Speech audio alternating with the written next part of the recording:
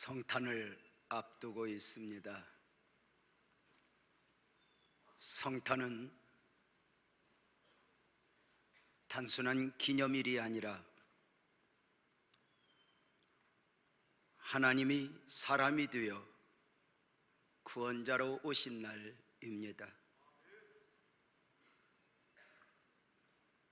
하나님이 사람이 되어 오셨다. 그러나 처음 성탄은 철저하게 사람들에게 외면을 당했습니다. 세상에 속한 사람들에게 당한 외면을 말씀드리는 것이 아닙니다. 마땅히 성탄을 기다려야 할 사람들, 성탄을 기다리고 있던 사람들에게 당한 외면입니다. 처음 성탄, 메시아가 저들이 기대하던 모습으로 오신 것이 아니었기 때문입니다. 저들은 화려하고 대단한 메시아를 기다렸습니다.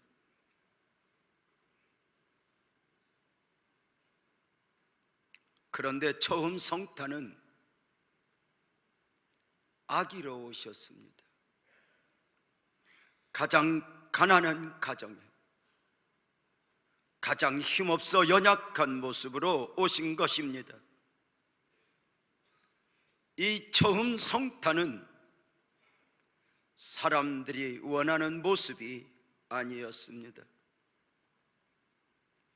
그래 서기관들, 제사장들 모두가 성탄을 외면했고, 성탄이 내 집 울타리 안에 들어왔음에도 불구하고 심지어 여관 주인마저 성탄을 외면했습니다.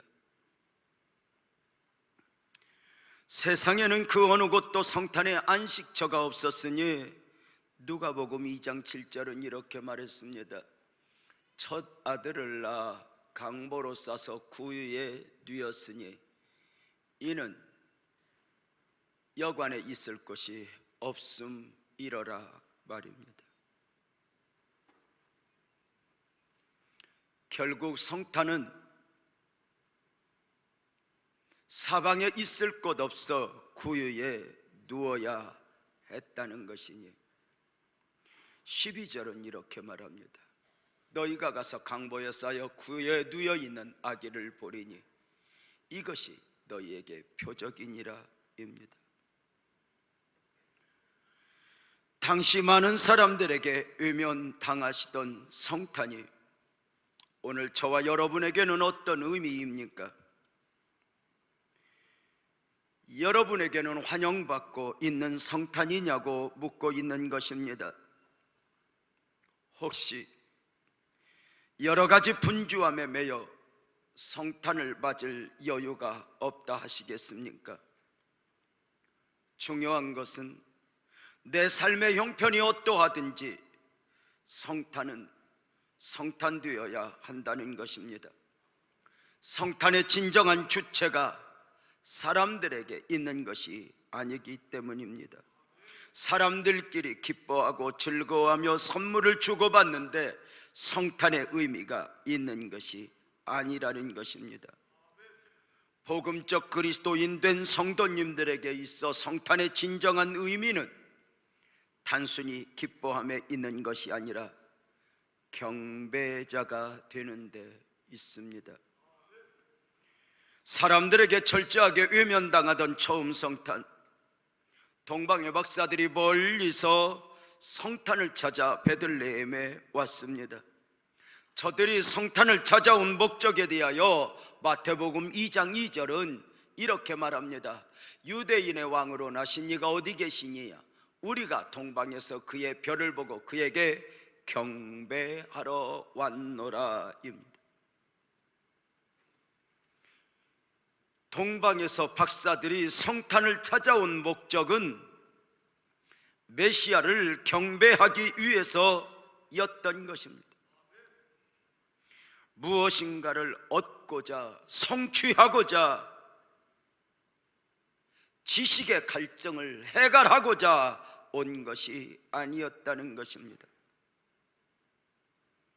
그렇다면 성탄을 앞두고 있는 저와 여러분을 향한 오늘 메시지의 교훈은 무엇입니까? 경배자의 마음으로입니다.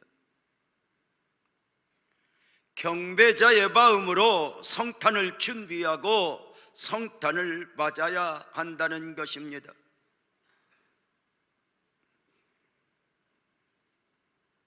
문제는 세상이 아니라 여전히 성탄을 기뻐하고 환영해야 할 구원의 백성들마저 그 삶에서 성탄이 무너져 있다는 것입니다. 여러 가지 삶의 이유 가운데 성탄이 성탄되지 못하고 있으니 성탄이 외면을 당하고 있어 마치 없어도 되는 날, 불편한 날이 되어버린 것이 아닌가 싶습니다. 이러한 때에 동방의 박사들이 멀리서 성탄을 찾아 경배하러 왔다는 것이니 중요한 것이 있습니다.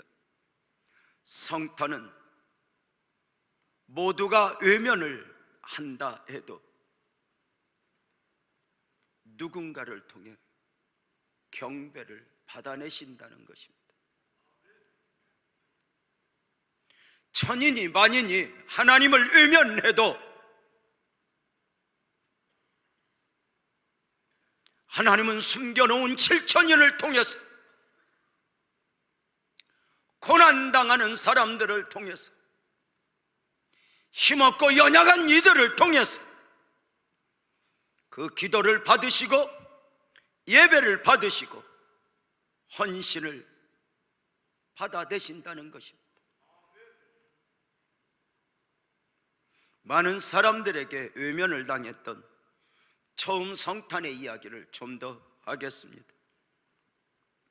구원자 메시아로 오신 아기 예수님, 세상의 모든 사람들이 깊은 잠에 빠져 있던 한밤중에 은밀하게 오셨습니다. 사실은 은밀하게 오신 것이 아닙니다. 일찍이 성경을 통해 메시아의 오심에 대하여 수없이 예언하셨던 바입니다. 그렇다면 적어도 바리새인들, 서기관들, 대제사장들은 성탄을 환영하고 경배해야 했습니다. 그러나 예나 오늘이나 영적으로 깊은 잠에 빠져 있는 저들 모두에게는 성탄이 철저하게 외면을 당하는 것입니다. 이렇게 땅에서 철저하게 외면을 당했던 처음 성탄의 날, 하늘은 바빠지기 시작했습니다.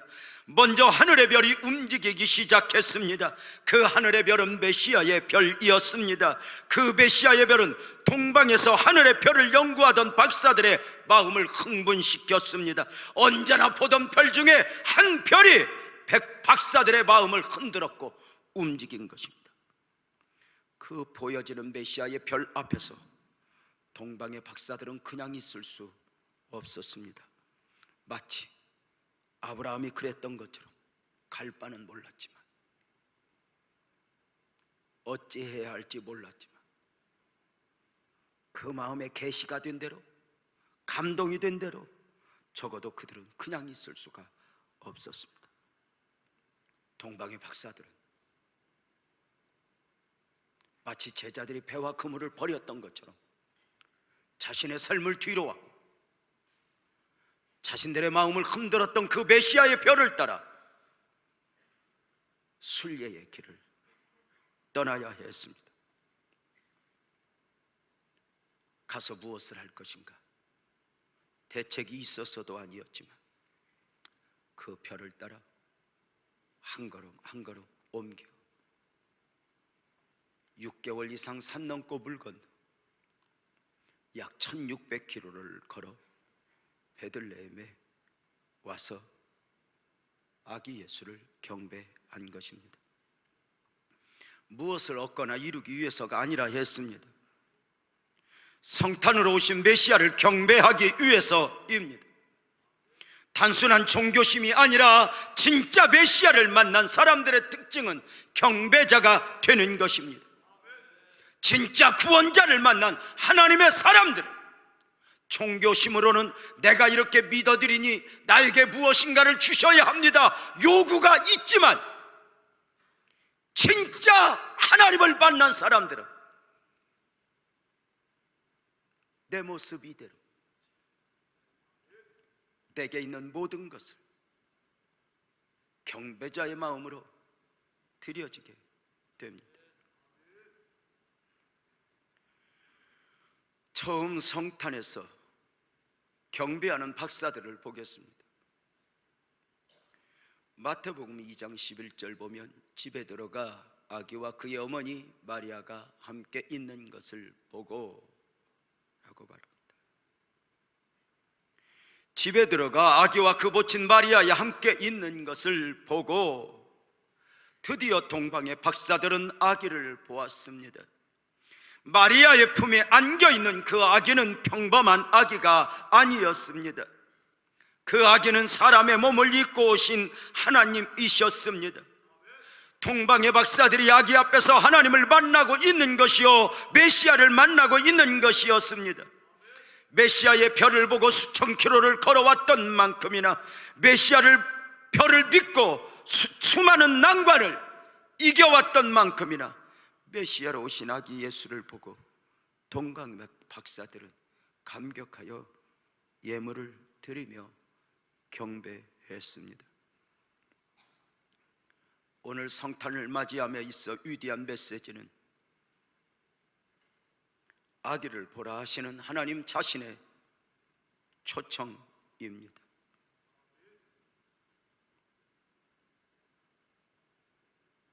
길거리에 있는 수많은 성탄의 장식들, 들려지는 음악 소리들은 무엇입니까? 이 땅의 모든 죄인들에게 구원자가 되기를 원하시는 하나님의 초청입니다. 자신들이 죄인이여 사망 가운데 있다는 것도 모르고 살면 사는 것이지 살아가는 사람들을 향한 초청입니다. 수고하고 무거운 잠진 자들아 다 내게로 오라 하시는 초청입니다. 이 성탄 앞에서 여러분의 보여지는 것은 무엇입니까? 성탄의 장식입니까? 카드 안에 그려져 있는 산타크로스입니까? 사람들끼리의 선물이 우선되고 사람들끼리의 행사가 중심이어서도 아니 됩니다. 이 땅을 살아가는 모든 사람들은 와서 아기를 보라 하시는 하나님의 초청에 응해야 하고, 이 말씀을 가슴에 안고 우리는 성탄의 장식이 목적이 아니라 누군가에게 메시아가 왔음을 소개하여 함께 경배자가 되는데 있다는 사실입니다. 아기께 경배하는 동방의 박사들의 모습을 보기 위해 2장 11절을 다시 한번 보면, 집에 들어가 아기와 그의 어머니 마리아가 함께 있는 것을 보고 엎드려 아기께 경배하고, 말씀을 자세히 보시기 바랍니다. 박사들의 경배는 아기를 낳느라 수고한 마리아가 아니라 아기께입니다. 경배받아야 할 대상은 오직 메시아로 오신 아기 예수였습니다. 아기를 잉태하였다가 출산한 마리아를 향한 경배가 아니었다는 것입니다. 놀랍지 않습니까? 성경은 우리에게 무엇을 가르쳐주고 있습니까? 경배의 대상은 오직 하나님 한 분 외에는 없다는 것입니다. 이 땅에 훌륭한 사람들 많이 있습니다. 이 땅에 존경받을 만한 사람들 많이 있습니다. 그럼에도 불구하고 경배의 대상은 오직 하나님 한 분이셔야 합니다. 그가 천사라 할지라도 절대로 하나님 앞에 드려져야 될 경배를 가로챌 수는 없습니다. 동방의 박사들이 베들레헴에 찾아와 아기께 경배했다는 사실이 무엇을 알려주고 있습니까? 메시아로 오신 아이가 바로 하나님이시다는 것입니다. 아기 예수는 장성한 뒤에 하나님이 되신 것이 아니라, 아기 예수는 장성한 뒤에 메시아가 되신 것이 아니라 처음부터 메시아로 오셨고 아기였지만 사람의 몸을 입고 오신 하나님이었다는 것입니다. 부처님은 그냥 부처님입니다. 공자님은 그냥 공자님입니다. 문선명은 그냥 문선명이고, 박태선은 그냥 박태선이고, 안산홍은 그냥 안산홍이고, 이만희는 그냥 이만희일 뿐입니다. 그러나 예수는 장성한 뒤에 하나님이 되신 것이 아니라 이미 아기 때부터 경배받으셔야 할 하나님이셨습니다. 성장한 뒤에 하나님이 되신 것이 아닙니다. 아기 때부터이니 본질적으로 하나님이신 것입니다. 사랑하는 여러분, 이 땅에 자신을 메시아라고 외치는 많은 이단의 교주들이 있습니다. 저들의 처음 시작은 무엇이었습니까? 이단의 교주들이 자신들의 처음 시작을 제대로 오픈하는 거 보셨습니까? 저들의 시작은 대부분 이렇습니다. 어느 날 진리를 깨달았다는 것입니다. 어느 날 보니 내가 메시아라는 것입니다. 여기에 악한 영의 미혹과 더불어 함께 속고 속이면서 이단들이 그 물결을 잡아 흘러가고 있습니다.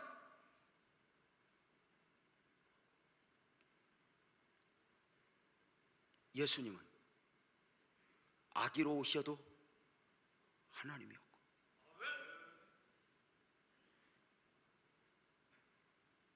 메시아로 사셨고, 그리고 십자가에 죽으실 때도 하나님이셨고, 다시 오시니 알파와 오메가 처음부터 하나님이셨습니다.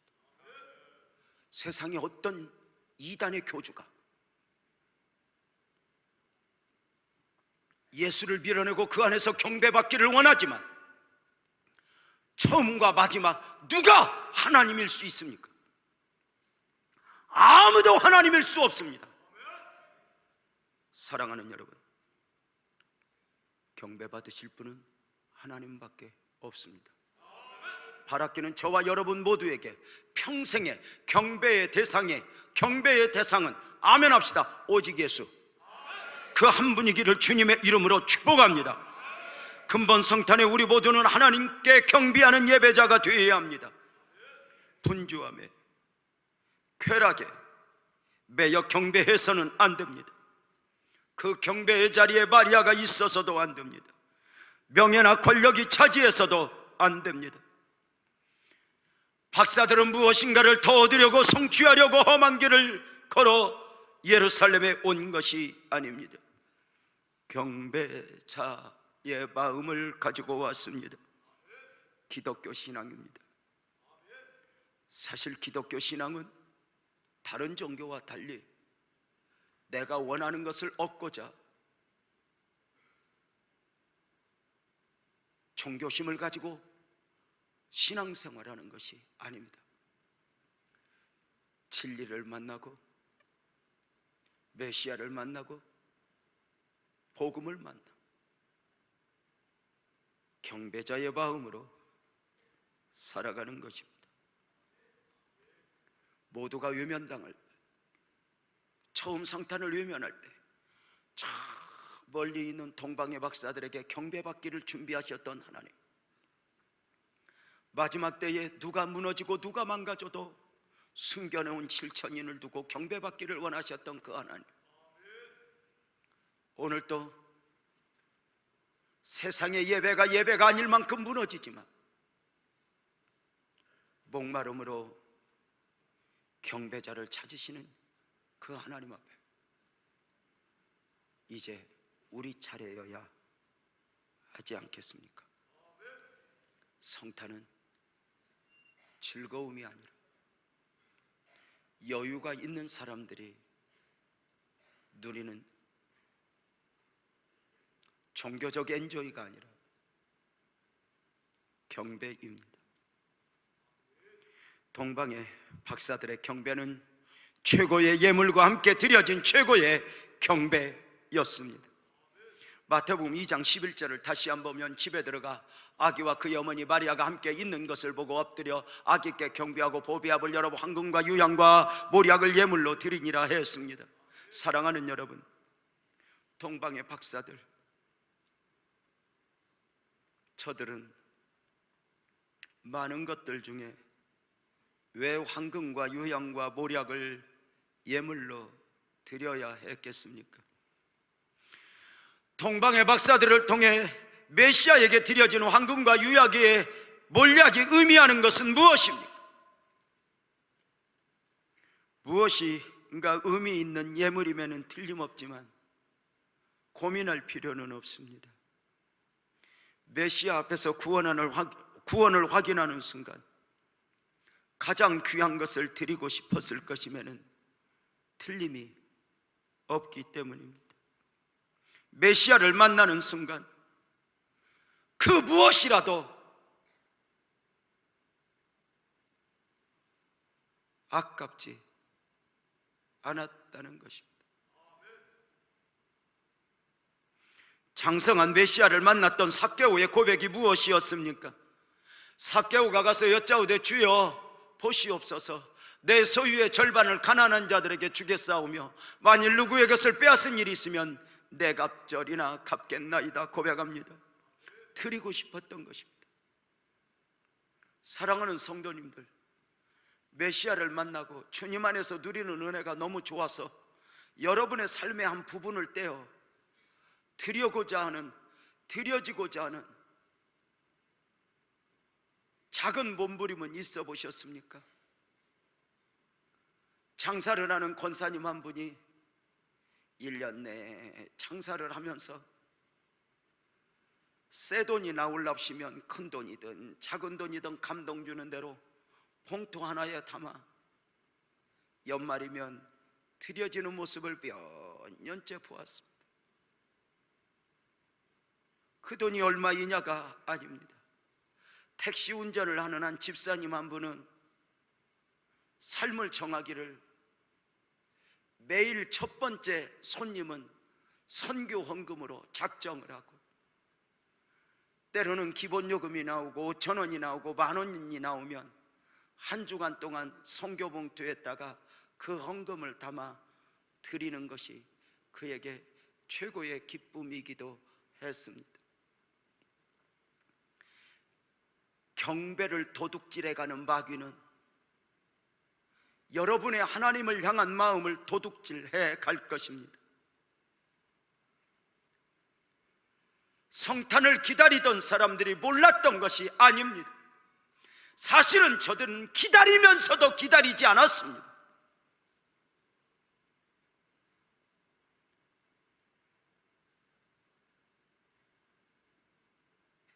최고의 예물을 드린 동방의 박사들이 그 예물의 의미를 알고 드렸는지는 알 수 없습니다. 그러나 분명한 것은 경배를 받으시는 하나님께서는 그 예물의 의미를 아셨을 것입니다. 마치 예수님 십자가를 앞두고 마지막 식사를 하실 때 한 여인이 옥합을 가지고 깨트려 예수님에게 부어드립니다. 가치 있는 옥합이었으니 그냥 봐도 300데나리온 이상의 가치가 있는 향유였습니다. 이것을 깨트려 붓는 것을 보고 제자들이 분노합니다. 이것을 봐라, 가난한 자들에게 줄 수 있었는데 너는 왜 이것을 허비하였는가? 그러나 예수님은 그만두어라 이렇게 말씀하십니다. 그는 나의 장사를 준비했다. 무슨 말입니까? 여인이 옥합을 깨트려 드릴 때는 예수님이 십자가에 죽으실 것이다, 내가 이것을 드려야 돼 알고 드린 게 아닙니다. 몰랐습니다. 내가 왜 이렇게 해야 하는지, 내가 왜 이렇게 드려야 하는지 몰랐습니다. 그냥 드리고 싶어서 드렸습니다. 그런데 주님은 그것을 장사를 예비한 것으로, 십자가를 예비한 것으로, 구속사역의 통참사역으로 주님은 받으셨습니다. 동방의 박사들 알고 드린 것은 아닙니다. 그런데 받으시는 주님은 예물의 의미를 아셨을 것입니다. 사랑하는 성도님들, 성탄을 향한 여러분의 마음은 무엇이어야 한다고 생각하십니까? 언제인가 우리는 인생의 마지막 크리스마스를 만나게 될 것입니다. 어느 해인가 우리는 성탄의 예물로 마지막 예물을, 마지막 예배를 드리게 될지 모릅니다. 성탄을 앞두고 교회의 아픈 사람들을 한 사람씩 생각해 봅니다. 어젯밤 늦게 용인의 한 병원에서 임종으로 하나님 앞에 갈 준비를 하고 있는 구순옥 권사님에게 다녀왔습니다. 임송실에 옮겨진 채 그가 무엇인가를 말하고자 하지만 나는 알아들을 수 없었고, 내가 말을 했지만 그가 알아들 수 있는지 그것조차도 몰랐습니다. 주님을 너무너무 사랑했던 권사님인데 어느 날 찾아온 암덩어리와 싸우다가 이제 조용히 모든 것을 놓고 하나님 앞에 갈 준비를 하고 있는 귀한 하나님의 사람이었습니다. 그 손을 잡고 여호와는 나의 목자시니 복 있는 사람은 성경 암송을 해주고 내 주를 가까이 하게 함은 십자가 짐 같은 고생이나 찬송하며 드려지는데 그 말 못하는 권사님 눈에서 눈물이 떨어집니다. 7시 반이 되매 저 건너동에서 그 호스피스 병동 아픈 사람들과 드리는 예배 소리가 스피커에서 들립니다. 옆에서 신랑 되는 분이 이렇게 말씀합니다. 목사님, 우리 구건사가, 우리 아내가 저기 가서 얼마나 예배 드리고 싶어 했는지 몰라요. 조금만 걸을 수 있었다면, 업혀만 갈 수 있었다면 예배 드리러 가고 싶어 했는데 한 번도 못 가고 여기 누워서 마무리하게 되네요 하는 것입니다. 언제나 기회가 있을 것이라 생각하십니까?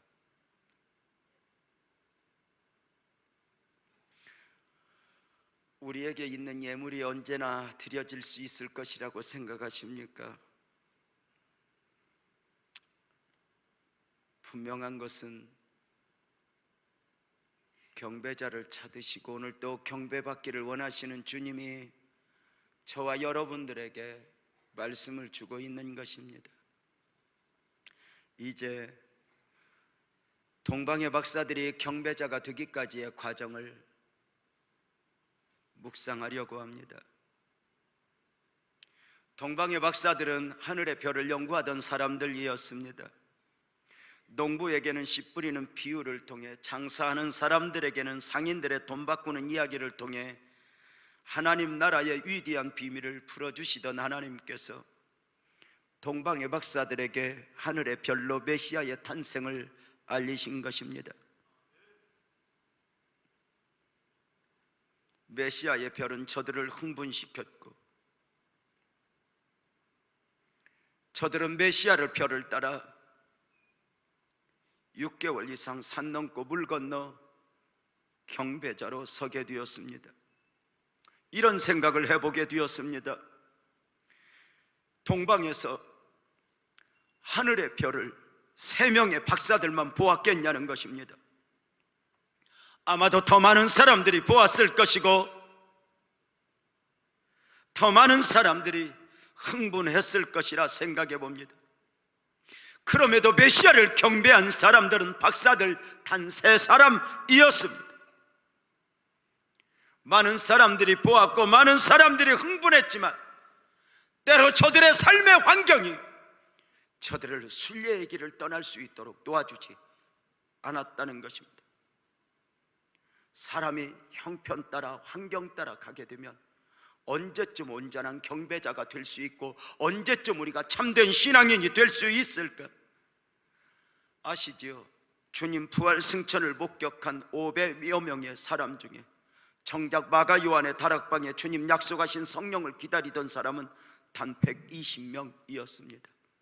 감람산에서 주님 승천하시는 모습을 보고 너희는 내가 약속한 것을 기다리라 약속의 말씀을 주셨을 때 모두가 아멘했고 흥분했지만 감람산에서 마가 요한의 다락방까지 오는 거리 단 1km 990m 정도, 이 1km 오는 동안 380명은 떠나가 버렸고 120명만 그 자리에 있었다는 것 아십니까?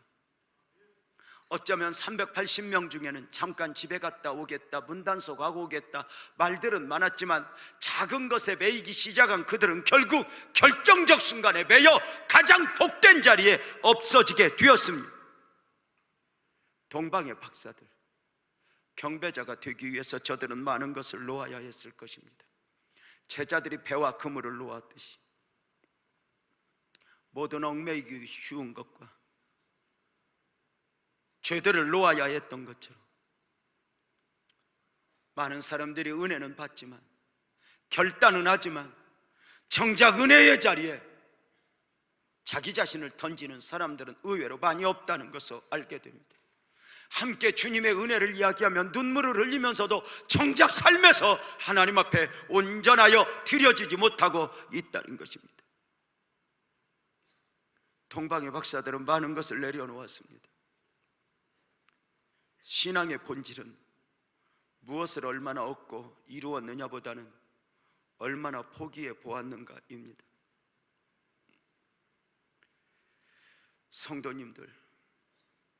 성도님들은 복음 안에서 무엇을 포기해 보셨습니까? 포기할 것을 포기하지 못하면 어쩌면 많은 사람들이 마음은 원이로도 육신이 약하도다 하면서 주저앉게 될 것입니다.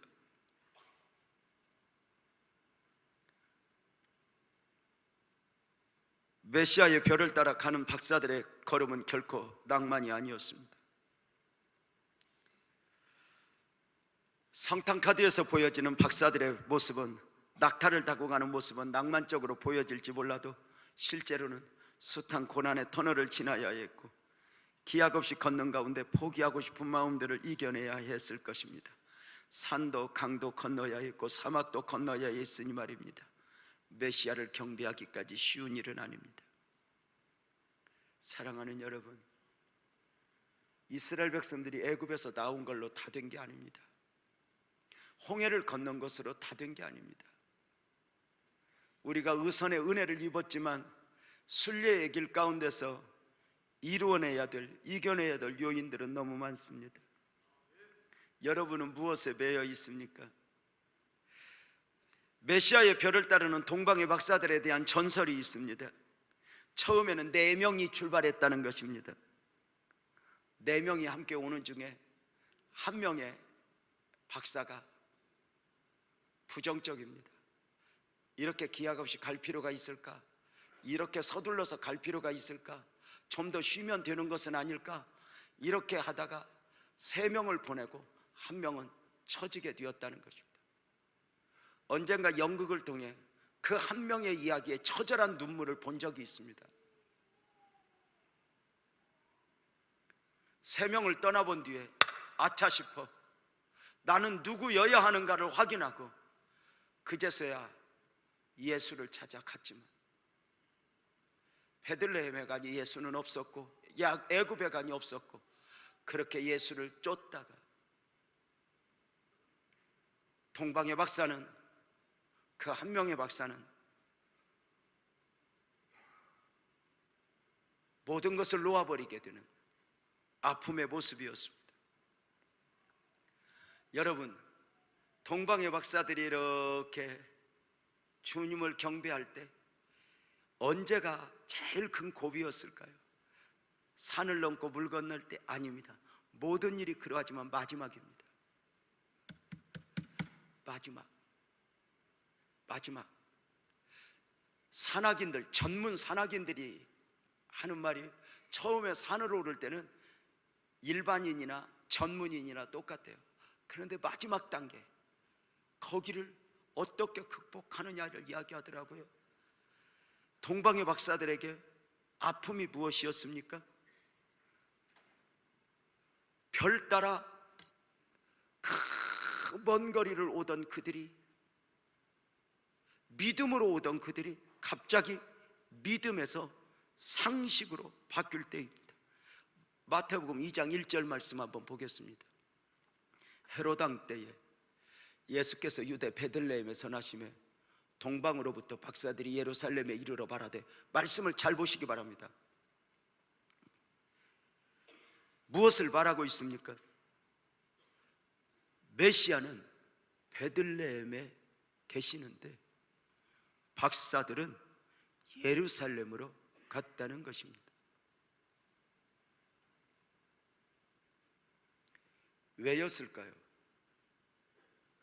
저들은 기본적으로 가지고 있던 상식이 있었습니다. 유대인의 왕으로 나신 이는 저 시골 동네 베들레헴이 아니라 예루살렘 왕궁에 있을 것으로 생각했기 때문입니다.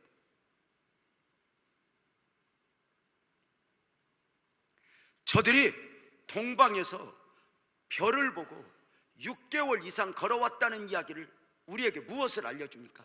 별을 보고 왔다는 이야기는 대부분 저들이 밤에 걸었다는 것일까요? 낮에 걸었다는 생각이 없습니까? 별 보고 걸었다는 것은 밤중에. 신앙은 좁은 길이고 좁은 문을 여는 것입니다. 더 편해서 가는 길이 아닙니다. 밤에 왔다는 것입니다. 잘 보세요. 밤중에 왔는데 마지막 그 고비 속에서 낮에 별이 없어졌을 때 한나절만 기다리면 인도하던 별이 다시 오게 될 것입니다. 그런데 갑자기 믿음에서 상식으로 바뀝니다. 이제는 더 이상 믿음일 필요가 없고 상식이 별 따라올 필요가 없습니다. 이제는 여기까지 왔으면 이제 내가 하겠다는 것입니다. 별 따라가는 것이 아니라 사람들에게 묻습니다. 유대인의 왕으로 나신 이가 어디 계시냐? 베들레헴으로 가는 것이 아니라 왕궁으로 갑니다. 마지막 고비에서 영적이지 않고 신앙적이지 않고 믿음에서 상식으로 예루살렘에 있을 것으로 그래 묻는 것입니다. 유대인의 왕으로 나신 이가 어디 계시냐? 우리가 동방에서 그의 별을 보고 경배하러 왔노라. 상식으로 가겠다고 하는 저들에게 더 이상 별은 보이지 않았어. 아니, 별은 소용이 없어져 버렸습니다. 문제는 베들레헴으로 가지 않고 예루살렘으로 가서 유대인의 왕으로 나신 이가 어디 계시뇨? 이 묻는 상식으로 인해서 믿음이 아니고 영성이 아니고 이 인간적인 질문을 통해서 문제는 아기 예수가 죽을 뻔했다는 것입니다. 문제는 2살 미만의 아이들이 죽어야 했다는 것입니다. 여러분, 신앙생활을 잘 하시던 분들이 마지막에 무너집니다.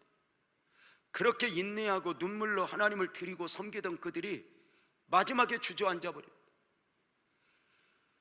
마귀가 벌써 가룟 유다의 마음에 예수 팔려는 생각을 넣었던 것처럼 벌써 이 마지막 단계에서 믿음에서 상식으로 그렇게 영적으로 하나님과 씨름하던 사람들이 인간적으로, 그러면서 여러분, 때로는 예수가 죽을 뻔했던 것처럼 그 사람에게 주어진 약속들, 축복들이 얼마나 유산되는지 아십니까? 여러분은 지금 믿음입니까? 상식입니까? 여러분은 지금 별 따라 주신 약속의 말씀 따라 여러분은 인도를 받고 있습니까? 아니면 계산입니까?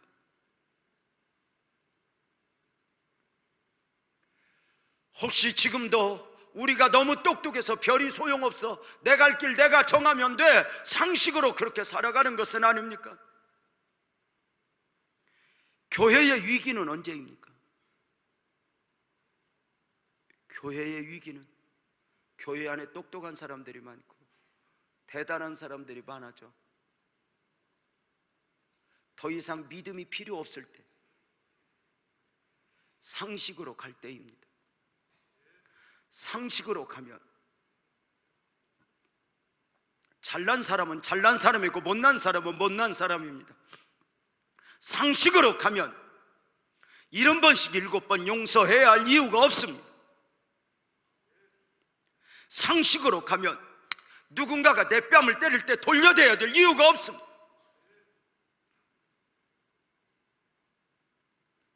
가끔은 우리 주변에서 상식적으로 이해가 되지 않는다 하지만 하나님의 원하심은 무엇이겠습니까? 다시 믿음으로 돌아와야 합니다. 사라졌던 별이 언제 다시 보이게 되었습니까? 예루살렘에서 베들레헴으로 향해 걸음을 옮길 때 그 별이 다시 보여졌다는 거 아십니까? 2장 9절 보십시오. 박사들이 왕의 말을 듣고 갈새 동방에서 보던 그 별이 문득 앞서 인도하여 가다가 문득 악이 있는 곳 위에 머물러 서 있는지라.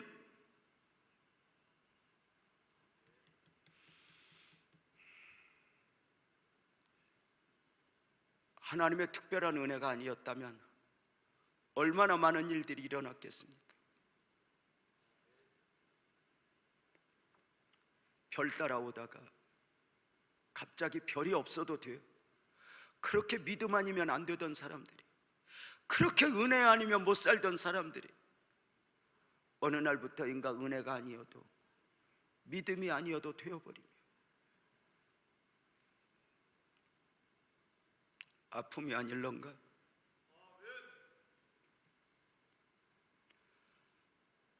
모두가 은혜이고 모두가 감격은 아닙니다.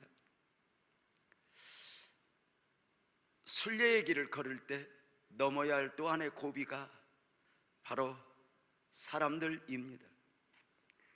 동방의 박사들이 산 넘고 물 건너 6개월 이상 오면서 흥분했을 것입니다. 예루살렘 사람들은 어떻게 하고 있을까? 우리도 6개월 전부터 이렇게 오고 있는데 예루살렘 사람들은 아마 날밤을 새면서 준비하고 있겠지. 온 나라는 축제이겠지. 그리고 왔는데 정작 예루살렘은 조용한 것입니다. 예루살렘 사람들은 관심도 없는 것입니다. 예루살렘 거민들은 침묵하고 있는 것입니다. 그저 영적 암흑 속에 갇혀 살기에 분주할 뿐입니다. 저들 삶에는 하나님이 계산되어 있지 않았습니다.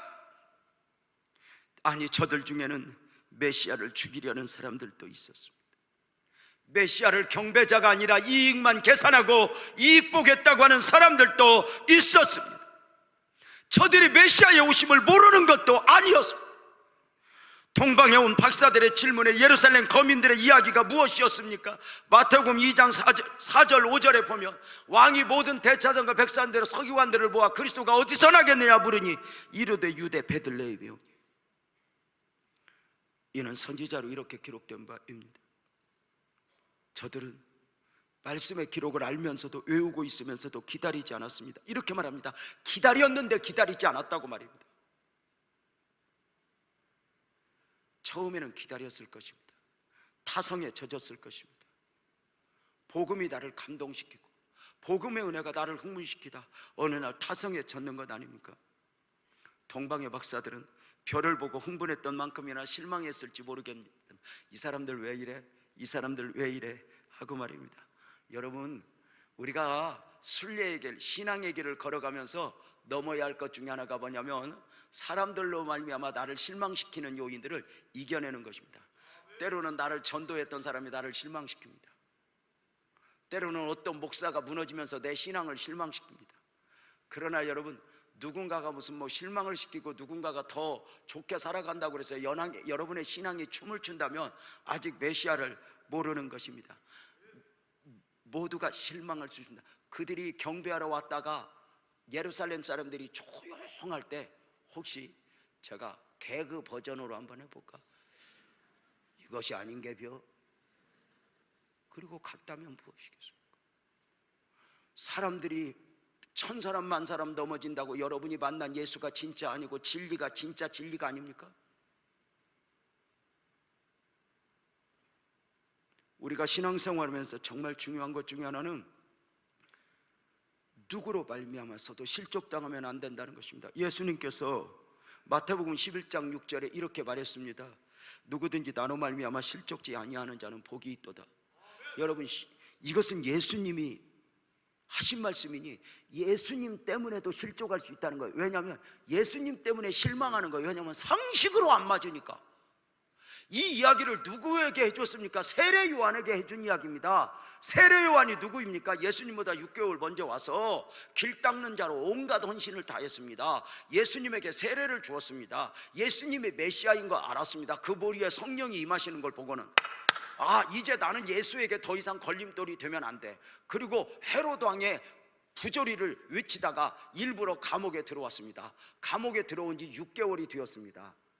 이제부터 세례 요한이 또 인간은 인간입니다. 실망을 하는 겁니다. 예수님 해도 너무하는 겁니다.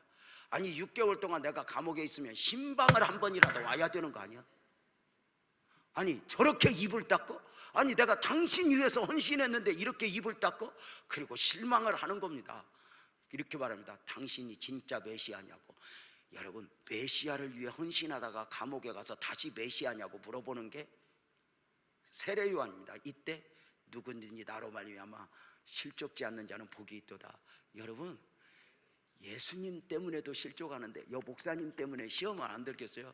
세상에 해도 너무해. 목사님은 어쩌면 그렇게 코빼기도 안 비춰. 내가 이렇게 힘든 거 모르는 거야. 세례 요한이 이해가 안 되는 게 정말 뭐였을까요?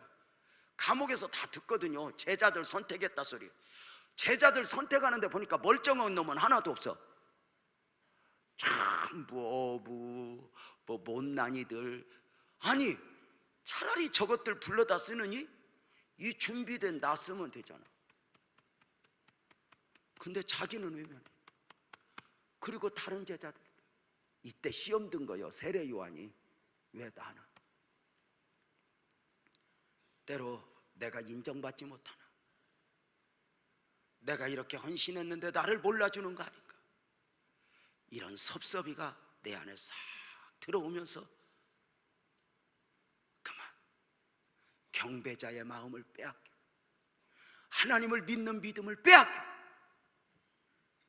우리의 영혼을 흔들어. 사랑하는 여러분, 이것을 알고 주님께서 나로 말미암아 실족하지 않아야 한다 하신 것입니다. 여러분, 만약에 예수님 때문에 누군가가 실족하게 되었다면 예수님 때문이었겠습니까? 예수님은 문제가 없고 실수가 없는 분입니다. 그렇다면 실족이나 시험 들게 되는 경우는 누구를 핑계해도 결국은 자기 문제지 누구 때문이야? 누구 때문에 무엇 때문에 하고 주저앉아 있으면 승리할 수 없습니다. 신앙은 이겨내는 것입니다. 여러분, 순례의 길 승리합시다. 주님 경배자로서 온전한 경배를 드립시다. 성탄의 경고는 무엇입니까?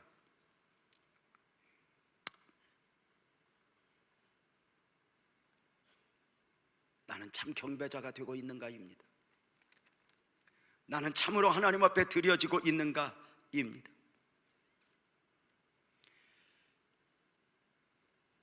유대 땅 안에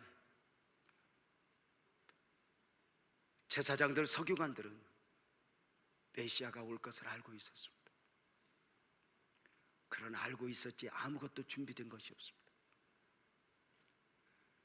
성경은 깨어 있으라고 말합니다.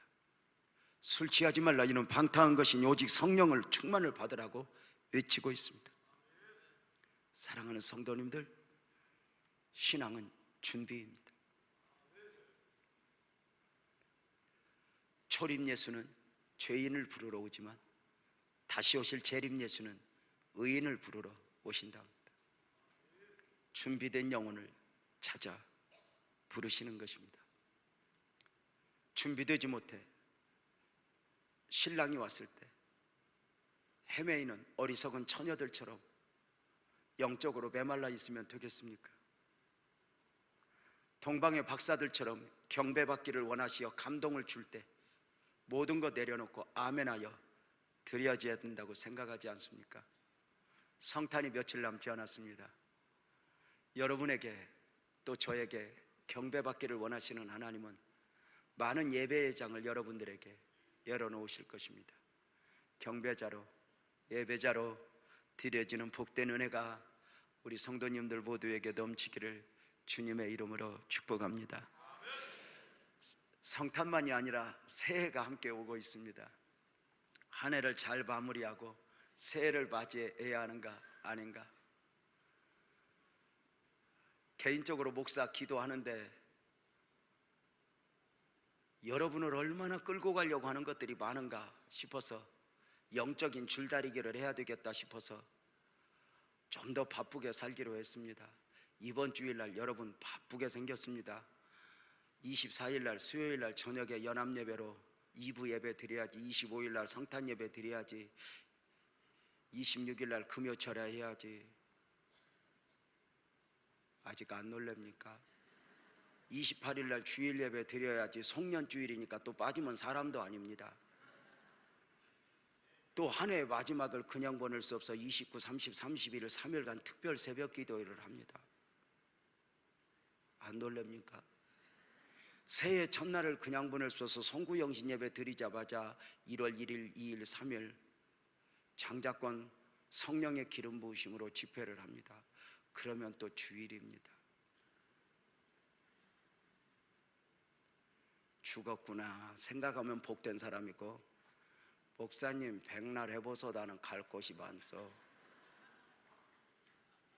하는 분은 빨리 마음을 바꿔서 내가 해야 되는지는 모르지만 주님이 원하신다는 사실을 되새기며 여러분의 마음이, 여러분의 걸음이 주님 계신 베들레헴으로, 그곳이 초라하지만 예루살렘보다 초라하지만 보잘것없지만 그곳에 주님 계시면 아멘. 내가 드려지겠습니다. 기도하겠습니다.